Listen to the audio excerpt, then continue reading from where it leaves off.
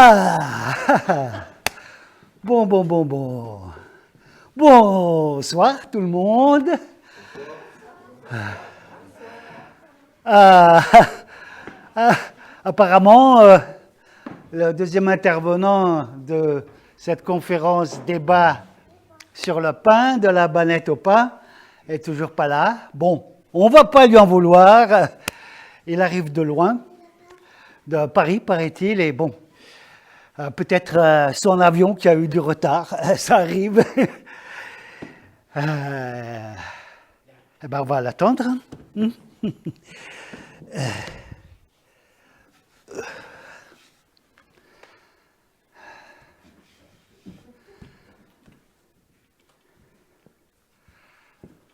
On va l'attendre tranquillement.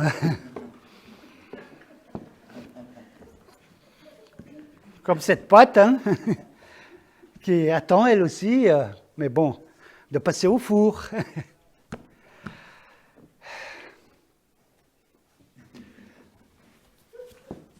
Et bon, pendant ce temps, elle prend le temps hein, de lever.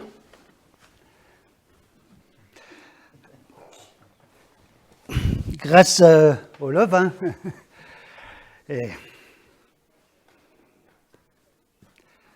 Et ça la gonfle.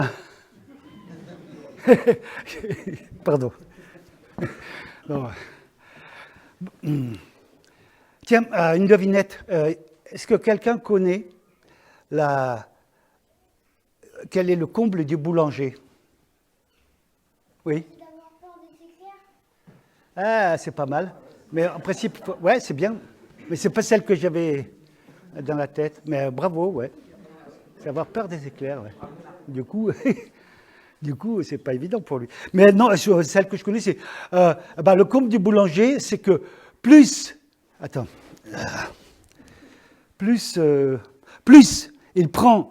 il voit sa brioche, moins il peut voir sa baguette. Ouais, je vous expliquerai les enfants. Ou alors, une histoire. C'est Dark Vador, tout le monde connaît, hein? Dark Vador, il rentre dans une boulangerie. Et la boulangère, oh, monsieur Vador, qu'est-ce que je vous sers? Deux pains, 3 pains et 2 tartes tatin? Dark Vador, comment vous avez deviné? La boulangère, c'est pas compliqué. Pain, tarte tatin. Ouais. Il arrive.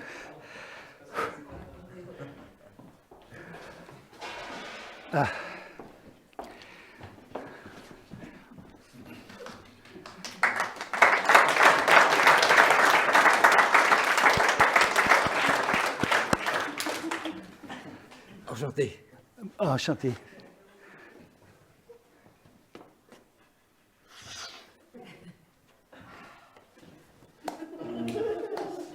On peut commencer. Bienvenue à tous. Laissez-moi me présenter.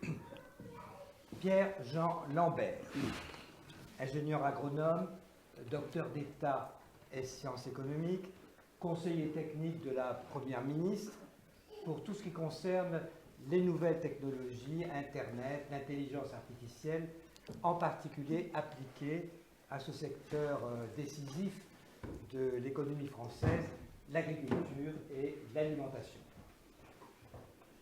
Mesdames, Messieurs, je suis ici ce soir pour vous apporter une information claire, précise, complète, au nom de l'État, c'est-à-dire de l'objectivité et de la transparence au service de l'intérêt général.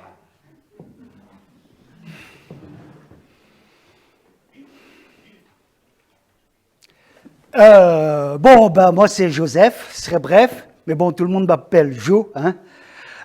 Vous pouvez m'appeler Jo, monsieur Lambert. Jo serait bref, ça va plus vite. je serai bref, mais je prendrai quand même le temps de vous dire à tous merci d'être là. Merci à Longomai de m'avoir invité à cette conférence débat sur le pain, de la banette au pain, en tant que représentant de la AAAB, la MICAL, des Amis des artisans boulangers. Et merci enfin à M. Lambert, qui apparemment est non seulement un expert scientifique, mais également un acteur politique qui doit surveiller de près l'évolution du monde dans lequel nous vivons, qui est de plus en plus préoccupante, avec tous ces paradoxes. Hein. D'un côté, le réchauffement climatique, et en même temps, le refroidissement diplomatique. Ou alors la fonte des banquises, et en même temps, le gel des salaires. Ou alors l'appauvrissement des sols, et en même temps, l'enrichissement des élites. Ou alors la disparition des espèces animales, végétales, et bientôt d'espèces sonnantes et trébuchantes, et en même temps l'apparition d'espèces virtuelles dans tous les domaines. Ça fait beaucoup de difficultés. Mais bon, revenons au sujet de la banette au pain. Alors, pardon ? J'ai un retard avec le système de sonorisation. Pour les journalistes. D'accord. Oui, je dois parler excusez-moi, mais bon, en effet, les difficultés,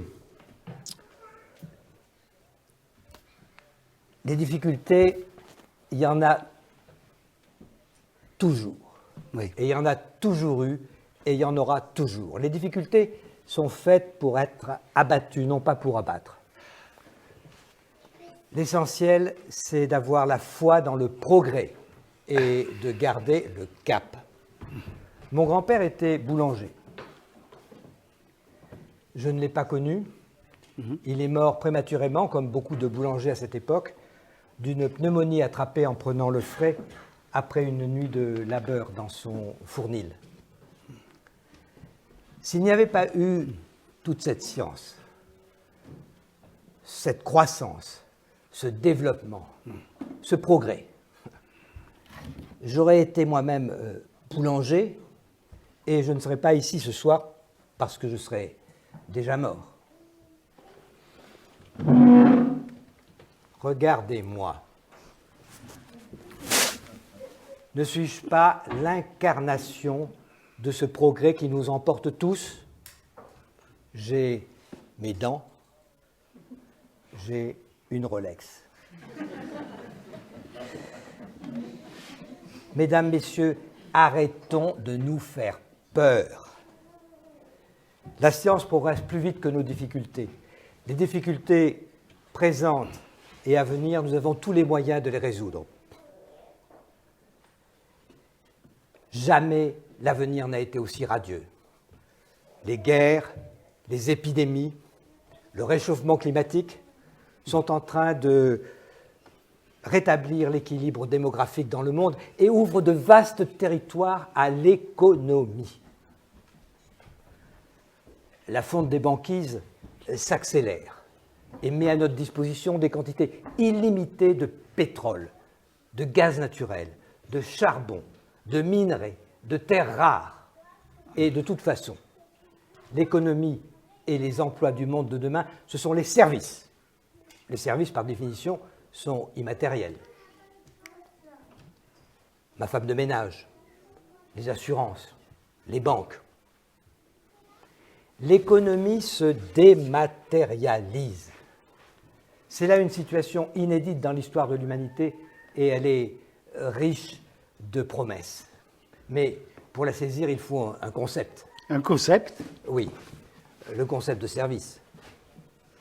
Dans l'ancien monde, les gens lisaient des livres. Il fallait abattre des forêts, il fallait des papeteries, il fallait des imprimeries, il fallait des librairies, il fallait des bibliothèques privées et publiques.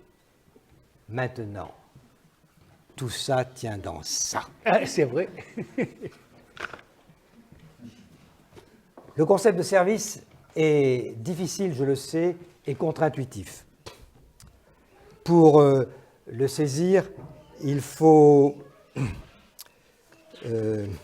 Pour le saisir, il faut quitter le monde des apparences pour accéder au monde des idées, au monde de la science, au monde des idées scientifiques, ici de l'économie.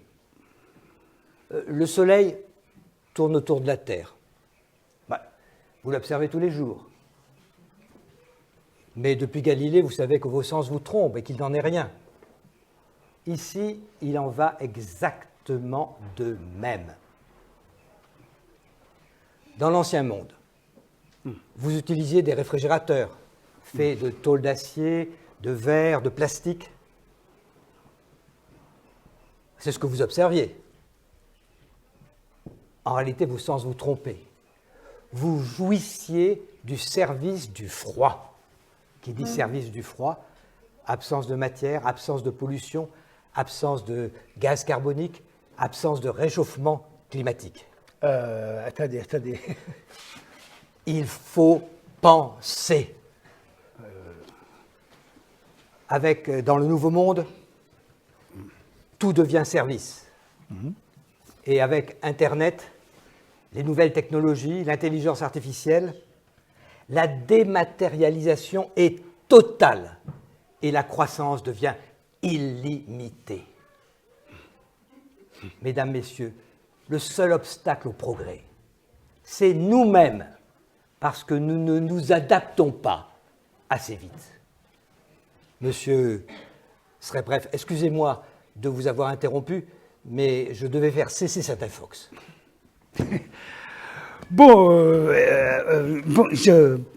J'en étais, on en était à, de la banette au pain. Revenons au sujet, de la banette au pain. Alors quand on m'a proposé ce sujet, je me suis dit, chouette, le pain, je connais bien. Moi, depuis que je suis tout petit, je marche à la baguette. Au petit déjeuner, à midi, au goûter, le soir, la baguette. À l'époque, les enfants, on marchait tous à la baguette. Et le dimanche, là, c'était le pain sacré, consacré, béni, prenez, mangez. Et bon, je me suis dit, ça va faire un petit peu court pour une conférence sur le pain. Alors, j'ai fait une enquête sur Internet. Et là, j'ai fait des découvertes. Par exemple, 500 000 ans. Ça fait 500 000 ans que le blé existe sur la Terre. Bon, à l'époque, il est sauvage. L'homme aussi. Il chasse, il cueille de ci, de là, de tout, et notamment du blé, des petits grains de blé qu'il mastique sous la dent. Je ne sais pas si vous avez fait ça quand vous étiez petit, ça fait comme un chewing-gum. C'est gratuit et ça calme la faim. Et l'homme, ça l'a calmé pendant des centaines de milliers d'années, pas d'évolution. Jusqu'en moins 100 000, la révolution du néolithique. Moins 10 000. 10 000, ah oui. J'ai rajouté un zéro. Et là, la révolution du néolithique, c'est le début de la sédentarisation. La sédentarisation. La sédentarisation. C'est ça. La fin du nomadisme. Et l'homme en a marre de tourner en rond autour de la Terre. Bon, il ne sait pas encore qu'elle est ronde, mais il tourne en rond quand même. Et il se pose, il dit, bon, on arrête tout, on réfléchit, et c'est pas triste. Et c'est l'an 01. Là, il n'y a personne qui réagit parce que l'an 01, c'est pour ceux... Enfin, en 68, c'est un film... Enfin bon, revenons au sujet. C'est l'an 01, le début de la privatisation de la Terre, qui va permettre à l'homme, grâce à la domestication des animaux sauvages, des plantes sauvages, de se lancer dans l'élevage, la culture, et il va commencer à cultiver de tout, et notamment tout d'abord du blé. L'homme commence par se faire du blé. Exactement. Exactement, monsieur Trébref, c'est bien. C'est comme ça que ça a commencé, mais il faudra 10 000 ans de progrès, de civilisation pour aboutir à la banette. Voilà. Et donc, il commence à faire du blé, ou plutôt des blés, par expérimentation, observation, hybridation, tant et si bien que, au jour d'aujourd'hui, il paraît qu'il existe plusieurs dizaines de milliers des variétés de blé, Milliers. milliers, oh ben, j'ai rajouté un petit zéro, quoi. Sur la Terre. Et il paraît aussi qu'on n'en utilise plus qu'une demi-douzaine. Alors là, je pose la question, mais que vont devenir toutes ces variétés inutilisées? Elles vont disparaître? C'est vraiment... 1 million d'espèces va disparaître. Il y a entre 5 millions et 50 millions d'espèces. Alors, 1 million d'espèces en plus ou en moins, quelle importance? Et parmi ces espèces, combien en connaissez-vous? Les moustiques, les poux, hein, qui les regretterait? Nous n'avons pas besoin de milliers d'espèces alors que quelques-unes suffisent à nourrir la planète. Question. Oui. Question. Gardez-vous des chaussures qui vous font mal aux pieds? Bah non, évidemment. Vous voyez? Ce n'est ni rationnel ni économique de conserver ce qui est inutile, voire nuisible. Question. Avez-vous déjà observé un champ de blé? Oh, alors ça, moi, depuis que je suis tout petit, j'adore contempler ces champs d'épis de blé qui jaillissent vers le ciel, et il n'y en a pas de pareil, et ils se laissent caresser, ils ondulent sous les caresses du vent, et avec ma copine, on aimait bien se cacher sous les épis, et avec les épis comme ça, on se chatouillait le truc. C'était au premier qui rirait, qui aurait une tapette. Oui, mais ces blés qui jaillissent vers le ciel, qu'arrive-t-il en cas d'orage? Ah bah, il se couche, Non, on dit il verse. il verse. Qu'arrive-t-il quand il verse? Il se couche. Et qu'arrive-t-il quand il se couche? On peut plus les récolter. C'est la famine. Mesdames, messieurs, jamais vous ne serez à court de bannettes. C'est que nos blés industriels n'ont rien à voir avec les blés de monsieur, avec les variétés de monsieur. Variété, diversité, contraire de l'uniformité. Nos blés, nos plantes sont identiques. Ce sont toutes les mêmes. Pas une ne dépasse sa voisine. Nos blés sont des clones. Nous avons remplacé les variétés de monsieur par des clones, mais nous continuons à appeler variétés ce que nous avons sous les yeux qui sont des clones. Mais comment essayer de vous le faire comprendre? Oui. Dans cette salle, vous êtes tous différents. Il y a des petits, il y a des grands. Il y a un individu supérieur, un premier de cordée, apte à la guerre de tous contre tous. Attendez, mais le premier de cordée, il attend toujours le dernier de cordée quand même. Il ne peut pas aller plus vite. Bien sûr, mais justement, mais quel gâchis que cette diversité. Si je remplace cette assemblée par le clone de cet individu supérieur, ce premier de cordée, mais quel progrès! Et rêvons, si je faisais cette opération à l'échelle de la France entière, je pourrais remplacer les Français et les Françaises par les clones de l'Élysée.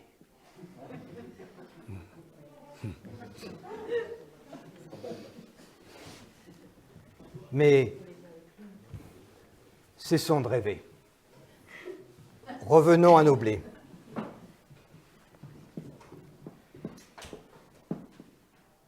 Nos blés font la table, pas une ne dépasse sa voisine. Et la table est basse. Parce que ces blés, nous les avons faits courts et trapus afin qu'ils portent un épi plus lourd. Nos blés font du grain et pas de la paille. Oui, mais du coup, comme ils sont tout petits, les mauvaises herbes, ça risque de les... Oui, vous allez me dire, les mauvaises herbes, les blés d'autrefois monter vers le ciel pour échapper à la concurrence des adventices. Les adventistes. Non, les adventices, ce que vous appelez les mauvaises herbes. Ah oui. C'est vrai que nos blés modernes seraient étouffés par les adventices. Mais soyez sans crainte, nous maîtrisons. Grâce aux protecteurs des sols, nos sols sont propres. Ah oui, vous parlez des herbicides.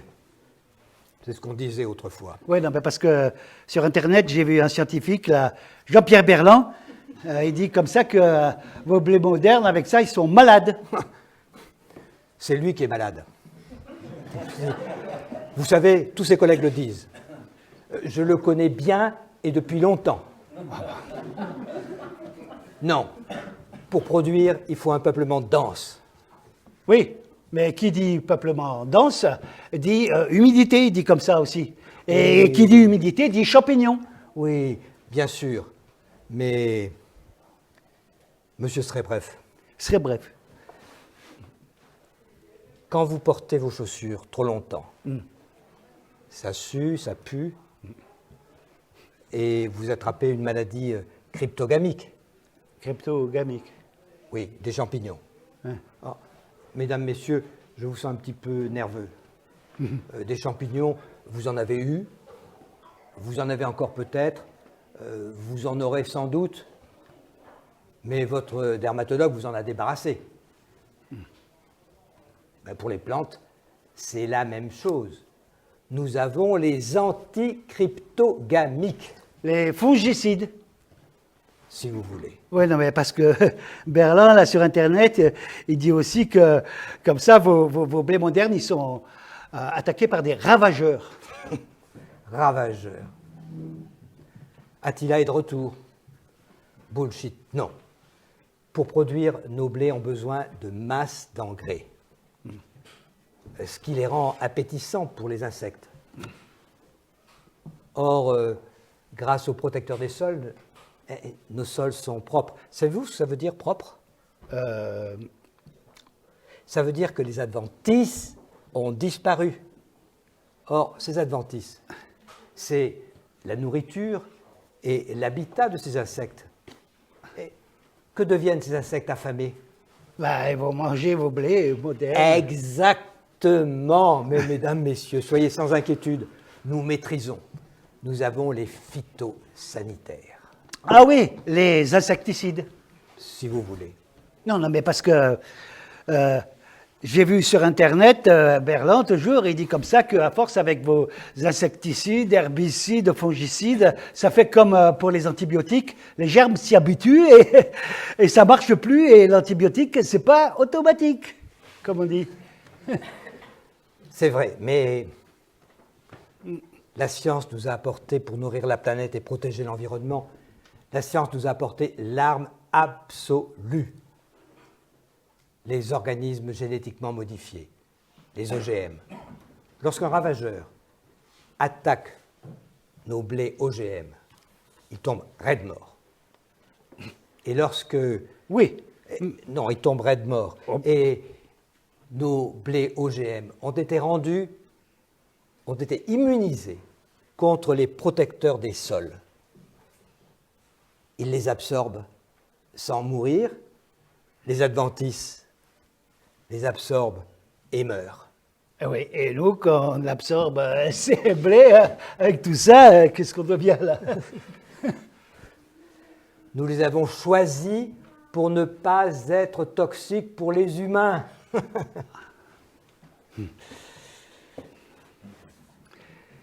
Oui, mais de là quand même à remplacer, je veux dire, la pasta al pesto par la pasta al Mais pesticida. c'est un immense progrès. Tous nos scientifiques le disent. D'ailleurs, aux États-Unis, les OGM ne sont pas étiquetés. Les gens ne savent pas ce qui est dans leur assiette. Tout va bien. Heureusement. En Europe, les scientifiques, la Commission européenne, les entreprises, les agences de sécurité alimentaire sont en train de gagner le combat contre l'obscurantisme anti-OGM. C'est le progrès, c'est l'évolution. Ouais, alors l'évolution, parlons-en justement, enfin, pendant des centaines d'années, en France, il n'y a pas eu d'évolution pour le pain. Il y avait le pain noir ou le pain blanc. Le pain blanc fait avec de la fleur de farine, du sucre, de la brioche pour les aristocrates, les bourgeois, les riches, et le pain noir avec du seigle, du son pour les paysans, les pauvres. Et ce pain noir, ça représentait 90% de leur alimentation. Ce qui fait que quand il y avait des mauvaises récoltes, c'était la famine, la sature, et jusqu'en 1783, où là, il y a eu une catastrophe écologique majeure qui a... Hop là, j'ai enlevé le petit micro. Excusez-moi pour la technique, je vais le remettre peut-être comme ça. Voilà, c'est bon là. Et là, en 1783, une catastrophe écologique majeure en Islande, un vieux volcan endormi, le Kali. Non, le Laki. Le Laki. Le Laki qui se réveille, un énorme nuage de cendres, de fumée, qui va être poussé vers le sud et qui va rester au-dessus de la France pendant plusieurs années et qui va entraîner des récoltes catastrophiques. C'est la famine, la sature, jusqu'en 1789, où là, la révolution, qui va entraîner une révolution pour le pain. Et plus de pain noir, plus de pain blanc, du pain gris, le pain égalité pour tout le monde. Et tout le monde n'est pas content, ça fait des disputes, enfin bref, la terreur, jusqu'à une deuxième révolution pour le pain. Pourquoi? Comment? Grâce à qui? Un grand homme, Napoléon. Napoléon qui est petit mais qui a une grande ambition, rassembler tous ces Français et diviser en leur proposant un projet large, l'Europe. Et il se lance à la conquête de l'Europe. Et au début, ça marche. Et après, ça ralentit. Alors, il convoque tout son staff de conseillers techniques, économiques, politiques, et il leur dit, bon, ça ne va pas du tout. Et il faut que vous me trouviez un moyen d'accélérer la marche de ces fantassins qui se traînent, je ne sais pas moi, alléger leur équipement. Ah, sire, on ne va pas leur enlever leurs fusils, ni leurs baïonnettes, ni leurs munitions, encore moins leurs grosses miches de pain lourdes, mais vitales. Alors, Napoléon, il est très contrarié, il regagne ses appartements pour retrouver sa conseillère favorite, c'est Joséphine, sa concubine, qui est dans la cuisine, en train de rouler la pâte à pain pour la pizza Corsica. Et une petite parenthèse, Joséphine, qui fait la pâte à pain, c'est qui? C'est Joséphine Baker. Alors bon, Joséphine, elle est maligne. Elle écoute Napo, et elle dit rien. Quand il a fini, boum, elle roule sa pâte à pain, elle la pétrit, elle fait quelques grignes, et elle lui présente ça. Elle lui dit, mon petit Napo, chéri, arrête de t'énerver, j'ai trouvé la solution. Tu leur supprimes leurs grosses miches de pain lourdes et tu les remplaces par la baguette qu'elle vient d'inventer. Oui, bon, je vois un petit doute. Bon, c'est une hypothèse, mais qui tient la route, parce que la baguette a l'avantage d'être non seulement plus légère que ces grosses miches, mais en plus, de par leur forme, elles peuvent être mises dans les pantalons des fantassins pour les tenir au chaud, et ça leur tient chaud. Et tous les fantassins vont se mettre à marcher à la baguette, à la conquête. Et bon, après, c'est les défaites, la retraite et la fin de la conquête pour Napoléon, mais pas du tout pour la baguette, qui, elle, va conquérir non seulement tous les Français, mais devenir le symbole de la France. Et je vous signale au passage que notre président a proposé qu'elle fasse partie du patrimoine mondial culturel de l'UNESCO. C'est pas gagné, mais on a bon espoir. Ouais. En même temps, je ne peux pas m'empêcher de penser au désespoir causé par tous ces massacres de ces guerres napoléoniennes, et puis après 70, 14-18, 39-45, et ça continue, et au désespoir des femmes, de ces millions d'hommes qui sont partis, qui ne sont jamais revenus, qu'elles n'ont même pas pu enterrer, tombés au champ d'honneur. Et aux femmes aussi, de tous ceux qui n'ont pas eu la chance de tomber au champ d'honneur et qui sont revenus estropiés, défigurés, rendus fous par toutes ces horreurs. C'est ça. Tomber au champ d'horreur.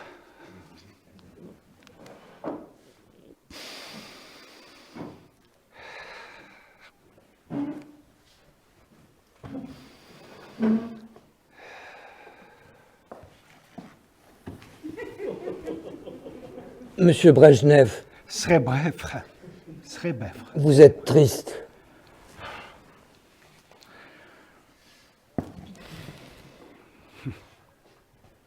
Moi aussi, je suis triste. C'est terrible la guerre. Le massacre des gens qui ne se connaissent pas, au profit des gens qui se connaissent mais ne se massacrent pas. Mais il faut positiver. Il n'y a pas de mal qui ne soit pour un bien, et des plus grands maux peut sortir le plus grand bien. Les cancéreux, rescapés d'Hiroshima, on les irradie pour les soigner. La Grande Guerre, quel massacre. Mais en même temps, quel progrès. Les chars de combat nous ont donné les tracteurs. Les gaz de combat du chimiste et prix Nobel Fritz Haber nous ont donné les pestilles sanitaires qui protègent nos cultures. Et en 1908, ce même Fritz Haber réussit à accrocher de l'hydrogène à l'azote de l'air. Ce sont les premières gouttes d'ammoniac.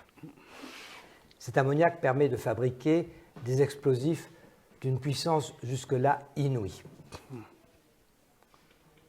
L'Allemagne, qui ne craint plus d'être coupée de ses sources d'approvisionnement de nitrate chilien pour ses explosifs, peut déclarer la guerre, car en 1913, elle produit des dizaines de milliers de tonnes d'ammoniac.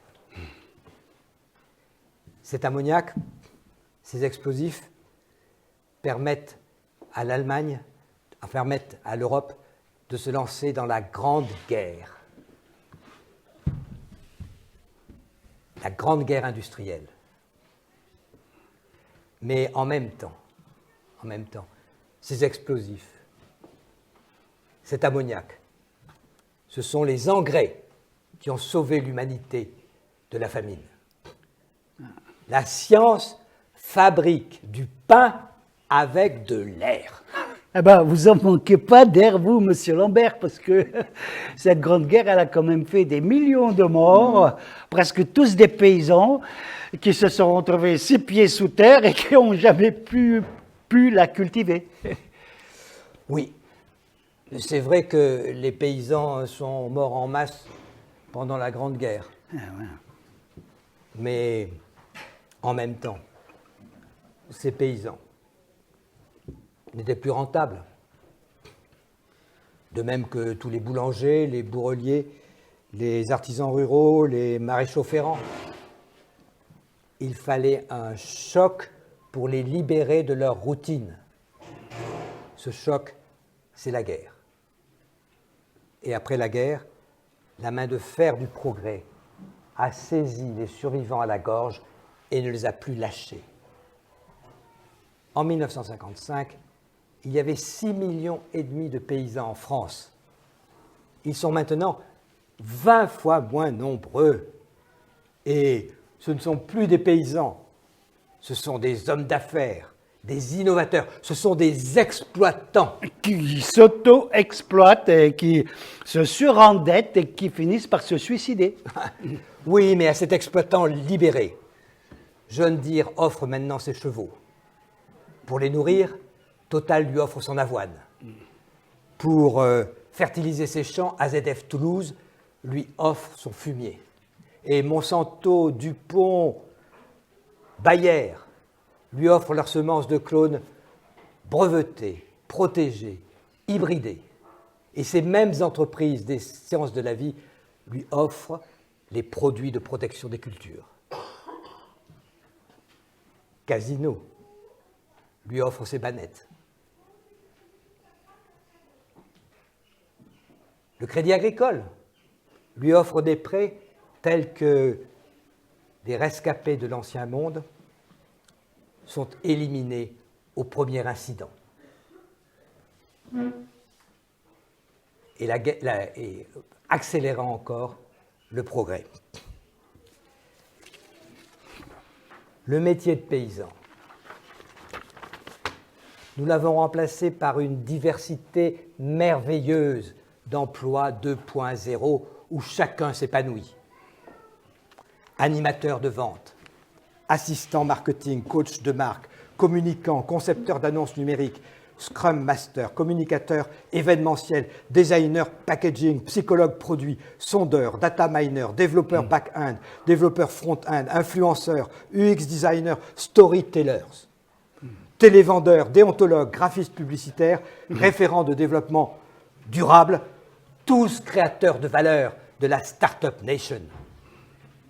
Et il y a aussi tous les emplois dérivés dans la finance, les assurances, les coopératives, l'administration, la gestion, l'évaluation, la régulation, l'audit, l'encadrement, le conseil, la supervision, la surveillance, la vérification, l'inspection, le contrôle des exploitants, jusqu'aux gardiens de prison.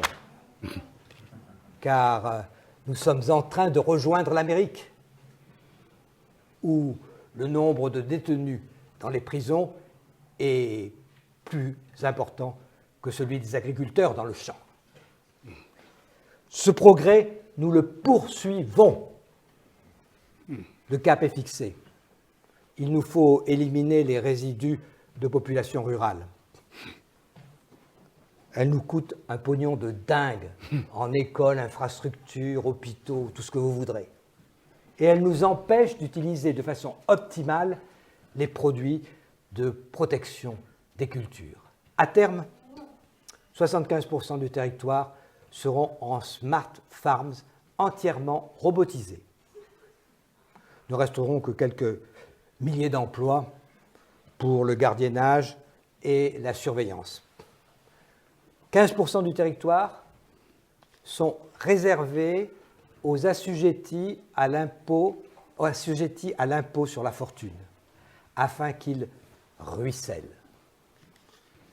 5% du territoire, les friches industrielles, les abords d'autoroutes, nous les mettons de côté pour accueillir les migrants, les réfugiés, car nous sommes humanistes. Et nous leur réservons des emplois en croissance exponentielle dans le tri des déchets.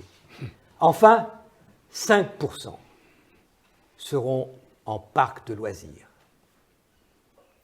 Mesdames, Messieurs, the Banet will make the planet great again. Bravo, Monsieur Lambert. Merci pour votre vision idyllique de ce futur.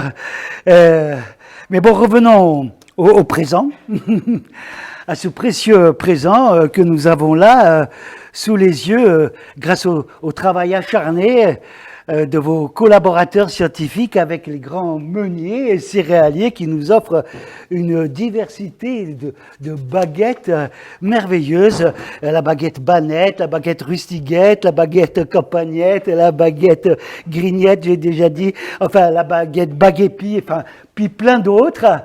Et puis la baguette Baguette, qu'on voit dans tous les supermarkets.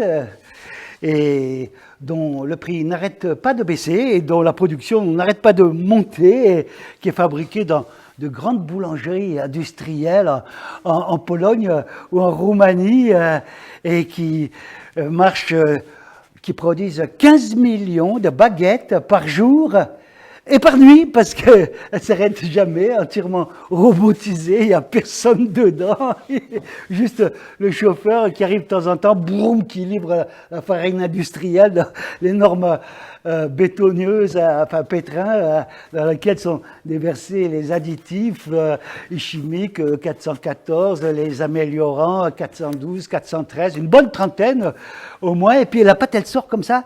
J'ai vu ça sur YouTube en caméra cachée, bien sûr, et c'est vrai, et ça monte comme ça en spirale, et ça lui permet de lever en 2 minutes. Et puis après, il y a les robots calibreurs, tic, qui coupent, tic, les baguettes, tic. Après, les robots grigneurs qui font tic, les grignes, tic sur les baguettes, et puis après, boum, pré-cuisson dans la chaleur, dans le four, chaleur tournante, et puis après, congélation, pré-congélation, moins 40, après, préparation à l'expédition, les robots prennent les baguettes, pouf, dans les cartons, pouf, les robots pff, prennent les cartons pouf, sur les palettes, pouf, sur les roulettes, jusqu'au camion frigorifique. Et là, bon, le chauffeur, il ne faut pas qu'il traîne, parce que pour faire Varsovie-Longomaille, il faut bien 2000 km à peu près. Et bon, quand vous arrivez au supermarket, vous en sentez cette odeur de pain chaud, là. C'est l'exhausteur d'arôme E412, je crois, qui vous prend par le bout du nez, là, et qui vous mène jusqu'au point chaud, cuite sur place, c'est marqué. Et elle vous attend toute croustillante, pimpante, craquante, et vous craquez. Et bon, après, il ne faut pas tarder pour les manger, hein, parce que ah ouais, ça, bon, alors voilà, ça fait des allers-retours tous les jours au supermarket. Ça fait du temps perdu, du pain perdu, même pas du pain perdu, on n'en fait plus, les baguettes, on les jette. Et ne vous inquiétez plus, la solution, maintenant, c'est la baguette, on va dire, mâche à chouette, hein, pas de publicité, qui est vraiment très chouette, parce que là, elle est pré-cuite aussi, mais pas besoin de la garder au congélateur. Vous pouvez la garder au placard 3 mois grâce au super conservateur, et dès que vous avez le moindre petit souhait, vous la mettez au four 10 minutes et votre souhait est exaucé. Elle ressort dorée et croustillante à souhait. Et votre souhait est exaucé. Donc ça, c'est une baguette magique. Oui, c'est magique. Voilà. Mais il a fallu encore une fois 10 000 ans de progrès et de civilisation et de science pour y aboutir. C'est vrai. Eh bien, écoutez, monsieur Lambert, pour vous remercier, bravo, je vous fais cadeau. La baguette magique et puis la rustiguette, la campagnette, toutes ces baguettes avec tous vos pesticides dedans. Et parce que pour moi, tout ça, c'est mort. C'est de la mort. Et moi, je préfère la vie. Et je suis de la vie, de Roland, un artisan boulanger que j'ai rencontré sur YouTube. Bon, je ne vais pas vous raconter sa vie, j'ose serai bref, mais il a fait 10 ans de boulangerie classique, 2 boutiques, au bout de 10 ans, burn-out, faillite, divorce, année sabbatique, chemin de Compostelle, 4 km à l'heure, et il s'est remis à faire du pain de A à Z. Il fait son blé, il fait sa farine, il fait son levain, et il dit, pour le pain, c'est pas compliqué, il faut juste 5 éléments. La terre, dans laquelle il met les grains, l'eau, avec qui il arrose, le feu du soleil, qui fait mûrir les blés, le feu du four à pain, l'air, qui sert à faire le levain par moisissure, et le 5e élément, il dit, c'est le temps. Et le temps, il dit, c'est de l'argent. De l'amour. L'amour de ce qu'il fait.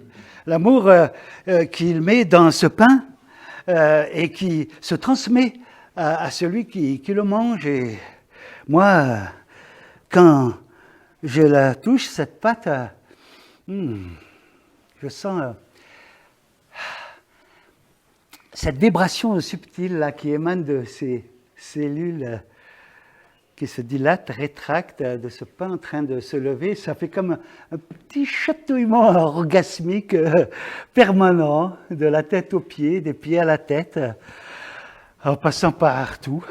C'est la vie, c'est ça. Je me sens en vie. Et je me sens l'envie, Monsieur Lambert, de vous faire partager cette sensation subtile qui émane de ces cellules organiques et qui vont peut-être réussir à remettre en marche les connexions synaptiques entre vos deux hémisphères, le droit et le gauche. J'ai pas assez fait de pâte à pain, mais bon, voilà, ça quand même donne peut-être vous... Ah, ça... Qu'est-ce que ça vous fait, Monsieur Lambert?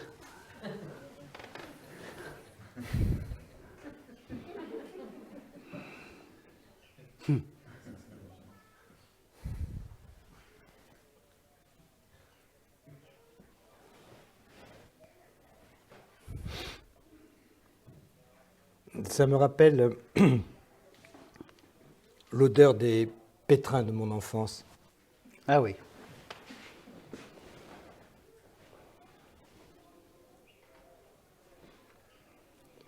Cette pâte, vous l'avez faite avec de la touzelle, du meunier d'Apt, du rouge de Bordeaux? Ah bah écoutez, Monsieur Lambert, je ne me rappelle plus, là j'ai pris un paquet de farine bio, hein, bio, mais... Écoutez, François. Joseph, ce serait bref. François, je joue plus. Ah. Je joue plus. Bon.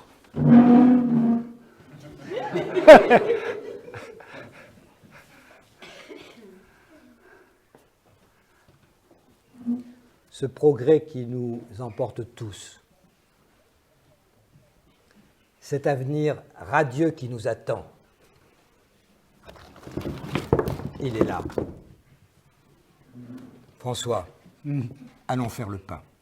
Bon, bah, d'accord, Jean-Pierre. Eh bien, écoutez, mesdames et messieurs, dans le rôle de Pierre-Jean Lambert et François.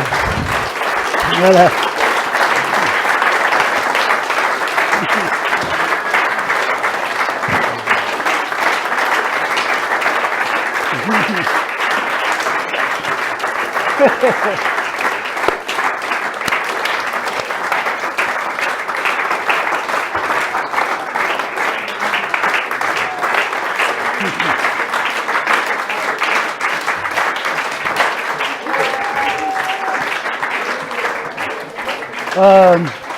Ouais, un petit mot. Je ne sais pas si Françoise Léger est ici. Si elle est là. Tu es là. Voilà, je voulais juste dire merci. On voulait dire merci et saluer Françoise Léger, qui était la directrice du Citron Jaune et qui est à l'initiative de ce spectacle, qui en fait est un duo logo, comme elle a appelé ça, une rencontre entre un scientifique, un artiste, qui essaye d'échanger, de se déranger tranquillement, de faire une performance art-science singulière. Et merci Françoise, merci.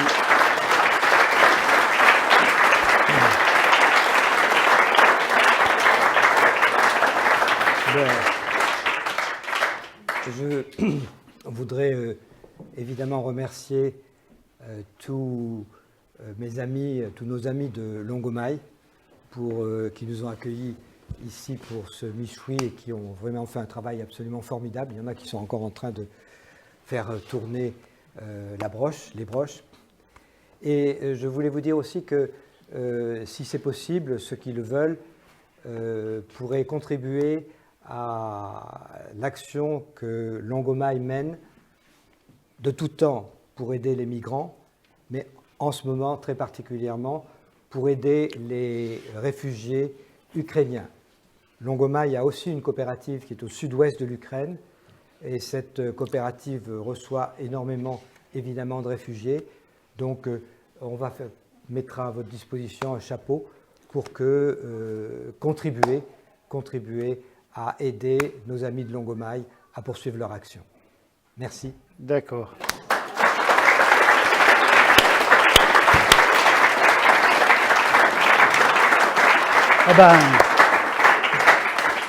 C'est le moment de l'apéro, non? Ouais. Allez, ouais. on se retrouve à l'apéro.